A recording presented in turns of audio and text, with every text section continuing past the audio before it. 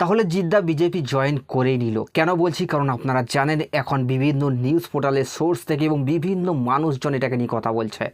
জিদ্দা মুখ্যমন্ত্রীর শপথ গ্রহণে গিয়েছিল, যেখান থেকে শুরু হয়েছে এই জল্পনা। কিন্তু আপনি কি জানেন জিদ্দা সেখানে কেন গিয়েছিল এবং জিদ্দা কি সত্যি সত্যি বিজেপিতে জয়েন করলো নাকি জিদ্দা কোনো ইনভিটেশনে গিয়েছিল? তো গাইস, আপনাদেরকে আমি জানিয়ে দিই, 2011 সালে যখন মমতা ব্যানার্জির সরকার তৈরি হয়েছিল তখনও জিদ্দা শুভেচ্ছা জানিয়ে সেখানে উপস্থিত ছিল। এবং এখন 2026 যেখানে আবারও সরকার পরিবর্তন হয়েছে এবং সেখানেও কিন্তু জিদ্দা ছিল। তবে এবারে কিন্তু জিদ্দার হাতে যে কার্ডটা ছিল সেটাতে কিন্তু পুরোপুরিভাবে স্পষ্ট লেখা আছে ভিভিআইপি, মানে জিদ্দা কিন্তু এখানে একজন গেস্ট হিসেবে গিয়েছিল। তো যারা জিদ্দাকে নিয়ে নেগেটিভিটি ছড়াচ্ছে, যারা জিদ্দাকে নিয়ে নানান রকমের মন্তব্য করছে, তাদের উদ্দেশ্যে একটাই কথা বলবো, জিদ্দা এখনও পর্যন্ত রাজনীতির রং কিন্তু গায়ে লাগায়নি।